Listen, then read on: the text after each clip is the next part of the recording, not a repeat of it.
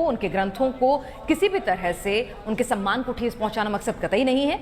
हम तमाम धर्मों का सम्मान करते हैं और उनका सम्मान सर्वोपरि है। और यहाँ पर जो तमाम स्कॉलर्स आते हैं वो अपनी अपनी राय रखते हैं और हम इस शो को सिर्फ कंडक्ट कर रहे हैं। हमारे साथ आज जो एक खास मेहमान जुड़े हैं वो एक अलग तरह का तबका इस्लाम में निकल कर आ रहा है, वो है एक्स मुस्लिम का।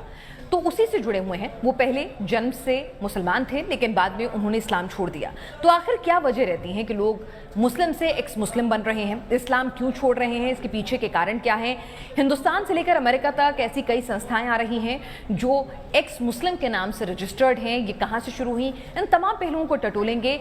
एक मुसलमान के इस्लाम को छोड़ने की कहानी खुद उसी की ज़बानी सुनेंगे, कैसे आज़ाद नाम के शख्स मुसलमान से एक्स मुस्लिम बन।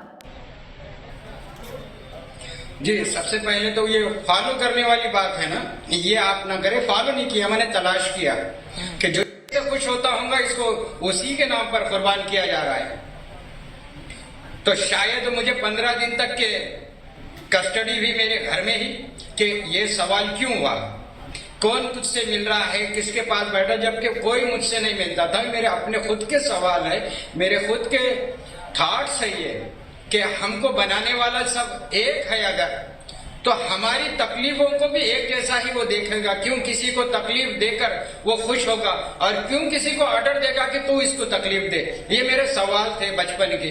उसके बाद जैसी मैं बड़ा हुआ, जुमे की नमाज पढ़ते रहे, नमाजें पढ़ते रहे, तो हमें मेरे चैनल सुनने वालों को मेरा प्यार भरा नमस्कार, आदाब।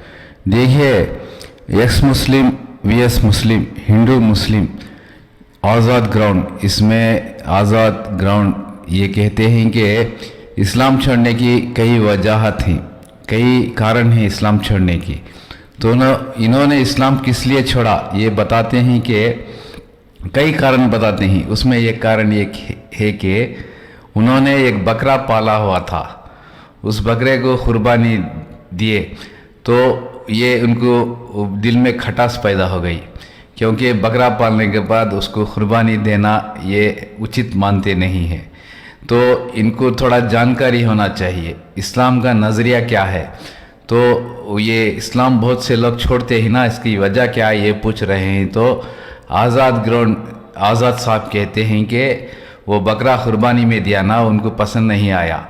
तो मैं ये जानना चाहता हूँ कि जो इस्लाम में कहा गया है ना गोश्त मांस खाने को, तो बकरा बलि देने से उसका सारा का सारा गोश्त खाते हैं, हड्डी भी खा जाते हैं, उसकी चमड़ी भी यूज़ करते हैं, पूरा का पूरा यूज़ होता है। तो यही काम दूसरे मज़हब में नहीं होता है ना। तो दूसरे मज़हब में क्या करते हैं, देखिए इधर हमारे यहाँ एक बहुत बड़ा मंदिर है, उधर मंदिर में बहुत से जानवर, भैंस, बकरा, काला भैंस, काला बकरा, काला मुर्गी लाके उसको बलि देते हैं, 2 टुकड़ा कर देते हैं और उसको खाई में फेंक देते हैं। हज़ारों जानवर, हज़ारों भैंस लाके उसको 2 टुकड़ा कर कर बलि देकर उसको खाई में फेंक देते हैं। इसी तरह बकरा, उसको भी 2 टुकड़ा कर कर खाई में फेंक देते हैं और मुर्गी को भी 2 टुकड़ा करके खाई में फेंक देते हैं। तो उसका इस्तेमाल नहीं करते। अल्लाह ताला ने हमको इजाज़त दी है मांस खाने के लिए, लेकिन पूरा मांस खाना ज़रूरी है।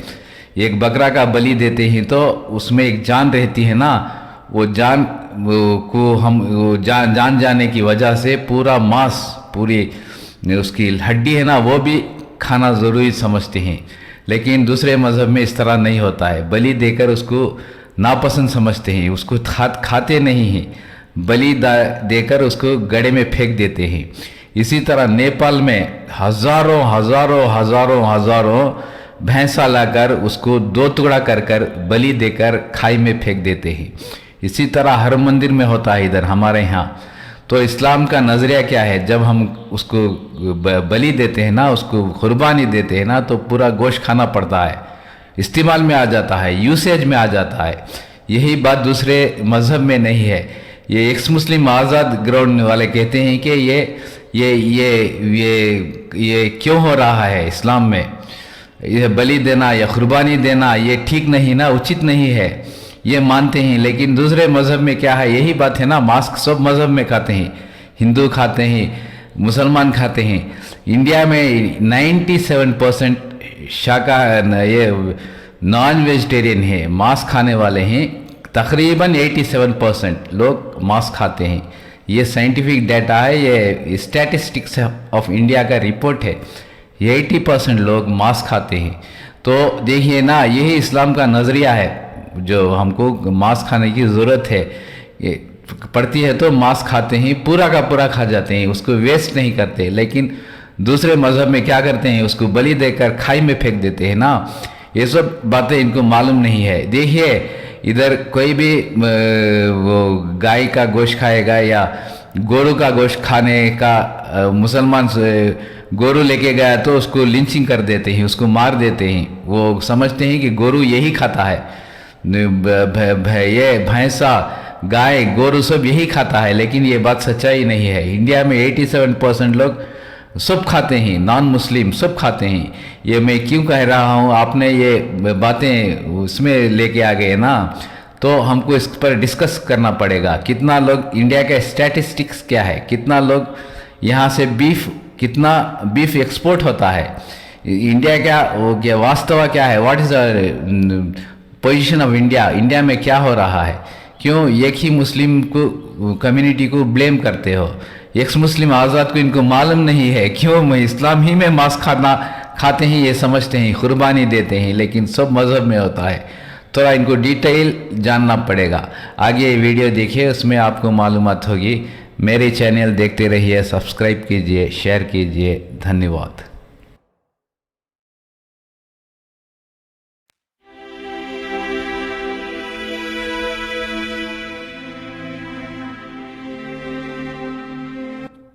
उत्तर प्रदेश में पिछले दिनों कई बूचड़खाने बंद करा दिए गए। सरकार का कहना है कि जो बूचड़खाने अवैध रूप से चल रहे हैं सिर्फ उसे ही बंद किया जा रहा है, जबकि इसकी आड़ में एक खास मजहब को टारगेट किया जा रहा है।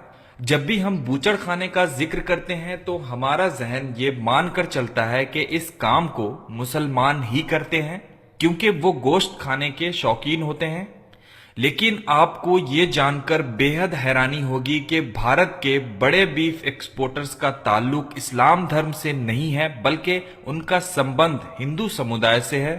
चलिए अब हम आपको भारत के सबसे बड़े और मॉडर्न बूचड़खानों के मालिकों से मिलवाते हैं, जो गैर मुस्लिम हैं। अल कबीर नाम से आप कंफ्यूज मत होइए, ये इंडिया का सबसे बड़ा बीफ एक्सपोर्टर कंपनी है। हिंदुस्तान का सबसे बड़ा बूचड़खाना तेलंगाना के मेडक जिले में रुद्रम गांव में है। तकरीबन 400 एकड़ में ये बूचड़खाना फैला हुआ है। क्या आपको पता है कि इस बूचड़खाने का मालिक कौन है? सतीश सबरवाल। इस बूचड़खाने को अल कबीर एक्सपोर्टर्स प्राइवेट लिमिटेड चलाता है। अल कबीर के कई मुल्कों में ऑफिस हैं और पिछले साल तकरीबन 650 करोड़ रुपए का बिजनेस किया था। अरेबियन एक्सपोर्टर्स प्राइवेट लिमिटेड, इस कंपनी के मालिक का नाम सुनील कपूर है। इसका सेंटर मुंबई के रशियंस मेंशंस में है। MKR frozen food exporters private limited, इस कंपनी के मालिक का नाम मदन एबर्ट है। कंपनी का सेंटर दिल्ली में है। अल नूर एक्सपोर्टर्स, इसके मालिक का नाम सुनील सूद है और ये भी मुसलमान नहीं है। कितनी अजीब बात है। ये तो वही बात हुई कि नाम हमारा बदनाम हो रहा है और पैसे ये कमा रहे हैं। इससे भी अजीब बात यह है कि ये कंपनी उत्तर प्रदेश में है, जहां योगी का राज है। अल नूर का बूचड़खाना उत्तर प्रदेश के मुजफ्फरनगर के शेर नगर गांव में है। ये कंपनी 35 देशों को बीफ एक्सपोर्ट करती है। AOV एक्सपोर्टर्स प्राइवेट लिमिटेड, इस कंपनी का बूचड़खाना उत्तर प्रदेश के उन्नाव में है। इस कंपनी के मालिक का नाम OP अरोड़ा है। Standard frozen foods exporters private limited, इस कंपनी के ऑनर का नाम कमल वर्मा है। इसका बूचड़खाना उत्तर प्रदेश के उन्नाव के चांदपुर गांव में है। इसका ऑफिस हापुड़ के शिवपुरी में है। Maharashtra foods processing and cold storage, इस कंपनी के पार्टनर सनी खट्टर हैं और इनका मानना है कि धर्म और धंधा अलग अलग चीजें हैं और दोनों को मिलाना गलत है। इस कंपनी का बूचड़खाना महाराष्ट्र के सतारा जिले के फलटन में है। इसके अलावा भी हमारे हिंदू भाइयों की ऐसी कई कंपनियां हैं जो सिर्फ बीफ एक्सपोर्ट के फील्ड में हैं। चलिए अब हम देखते हैं कि इंटरनेशनल लेवल पे बीफ को एक्सपोर्ट करने में भारत कहां खड़ा है। पूरी दुनिया में टोटल एक्सपोर्ट 94,39,000 मैट्रिक टन होता है। ब्राजील से 18,50,000 मैट्रिक टन एक्सपोर्ट होता है और भारत से भी 18,50,000 मैट्रिक टन बीफ एक्सपोर्ट होता है। ऑस्ट्रेलिया से 1,38,500 और अमेरिका से 11,20,000 मैट्रिक टन बीफ एक्सपोर्ट होता है। यानी दुनिया में कोई भी कंट्री हिंदुस्तान से ज्यादा बीफ एक्सपोर्ट नहीं करता है।